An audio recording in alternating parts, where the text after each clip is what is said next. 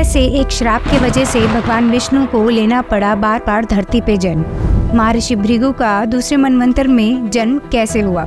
इस वीडियो के पहले पार्ट में आपने देखा कि कैसे महर्षि भृगु ने त्रिदेवों की परीक्षा ली, और आज की इस वीडियो में आप जानेंगे महर्षि भृगु के पुनर्जन्म की कहानी के बारे में। प्रजापति दक्ष के यज्ञ में माता सती की मृत्यु के बाद भगवान शिव के वीरभद्र अवतार ने उस यज्ञ में मौजूद सभी सप्तऋषियों को मार दिया। फिर भगवान शिव के शांत होने पर भगवान ब्रह्मा के आग्रह पे उन्होंने कहा कि दूसरे मनवंतर में सभी सप्तऋषियों का वापस से जन्म होगा।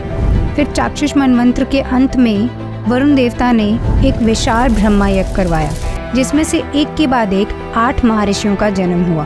भृगु ऋषि भी उनमें से एक थे। भृगु ऋषि को वरुण देवता और उनकी पत्नी चर्चनी ने गोद लिया।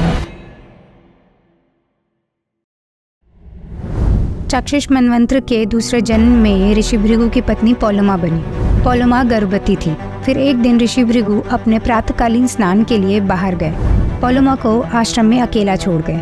उसी समय एक राक्षस पौलुमन, जो पौलमा से पहले सगाई कर चुका था, आश्रम में आया। पौलमा ने अतिथि के रूप में उसका स्वागत किया और फल परोसे। पौलुमन अभी भी पौलमा से प्रेम करता था और उसकी सुंदरता देखकर उसने निर्णय लिया कि वो पौलमा का अपहरण कर लेगा।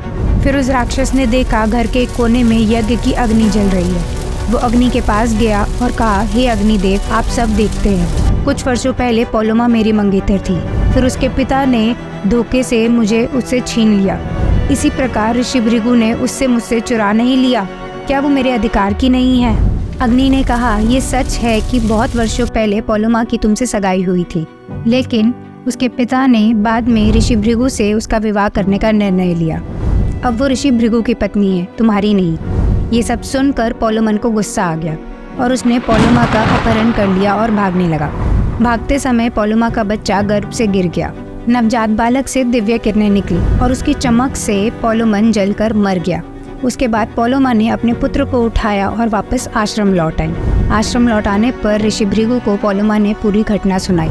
घटना सुनने के बाद ऋषि भृगु पुत्र के जन्म से तो बहुत खुश थे, लेकिन अग्निदेव से क्रोधित हो गए थे और उन्हें ये श्राप दे दिया कि वो सब कुछ भस्म कर देंगे।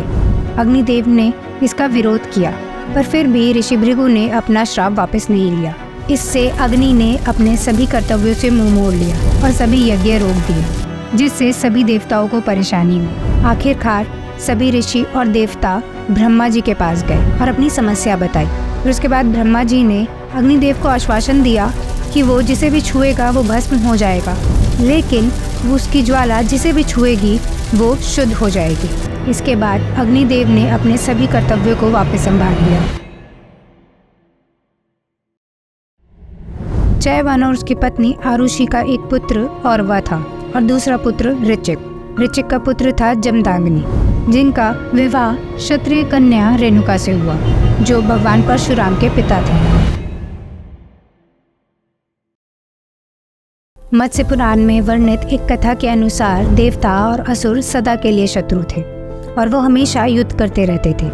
एक बार युद्ध में असुरों की हार के बाद शुक्राचार्य ने भगवान शिव से संजीवनी विद्या प्राप्त करने के लिए तपस्या करने का निर्णय लिया और शुक्राचार्य वहां से तपस्या करने के लिए चले गए। शुक्राचार्य की अनुपस्थिति में असुर और भी कमजोर हो गए और इसीलिए वो ऋषि भृगु के आश्रम में आ गए और काव्य माता ऋषि भृगु की पत्नी के संरक्षण में रहने लगे। फिर एक बार फिर देवताओं ने उन पर हमला किया, लेकिन देवताओं ने काव्य माता की शक्ति को कम आंका। काव्य माता ने अपनी योगिक शक्तियों का उपयोग करके इंद्र समेत सभी देवताओं को हरा दिया था। अपने राजा को असहाय देखकर सभी देवता भगवान विष्णु के पास मदद के लिए गए। विष्णु जी ने काव्य माता की शक्ति को जानकर इंद्र को बचाने के लिए काव्य माता को मारने का निर्णय लिया और अपने सुदर्शन चक्र का उपयोग करके काव्य माता का सिर धड़ से अलग कर दिया। ऋषि भृगु को जब अपनी पत्नी की हत्या का पता चला, तब उन्होंने विष्णु जी को श्राप दे दिया कि वो बार बार धरती पर मनुष्य के बीच जन्म लेंगे। फिर ऋषि भृगु ने कुछ मंत्र पढ़े और काव्य माता का सिर उनके शरीर से जोड़कर उन्हें पुनर्जीवित कर दिया। ऋषि भृगु के इसी श्राप के कारण भगवान विष्णु को जब जब पृथ्वी पर अधर्म बढ़ा, तब तब मनुष्य जीवन में जन्म लेना पड़ा।